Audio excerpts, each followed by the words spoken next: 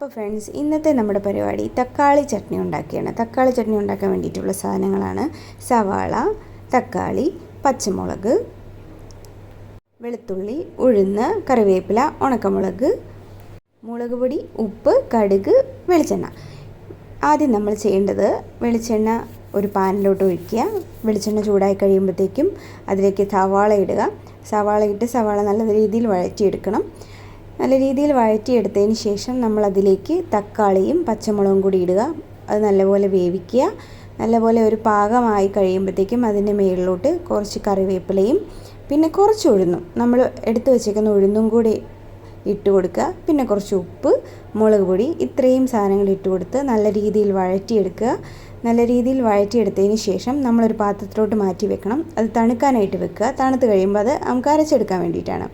അപ്പോഴത്തേക്കും നമ്മൾ വേറൊരു പാനിലോട്ട് കുറച്ച് വെളിച്ചെണ്ണ, കടുക്, പിന്നെ നമ്മൾ അരിഞ്ഞു വെച്ചിരിക്കുന്ന വെളുത്തുള്ളി, പിന്നെ നമ്മൾ വെച്ചേക്കുന്ന മുളക്, ഉണക്കമുളക്, ഇത്രയും സാധനങ്ങളിട്ട് കറിവേപ്പില, ഇത്രയും സാധനങ്ങളിട്ടൊന്ന് മൂപ്പിക്കുക. അതിൻ്റെ മുകളിലോട്ട് ബാക്കിയുള്ള ഉഴുന്നും കൂടി ഇട്ട് അതെല്ലാം ഒന്ന് മൂപ്പിക്കണം. മൂപ്പിച്ച് റെഡിയായി കഴിയുമ്പോഴത്തേക്കും നമുക്ക് തക്കാളി അരച്ചെടുക്കാം. തക്കാളി അരച്ചെടുത്ത് ഇതുപോലെ അരയ്ക്കുക.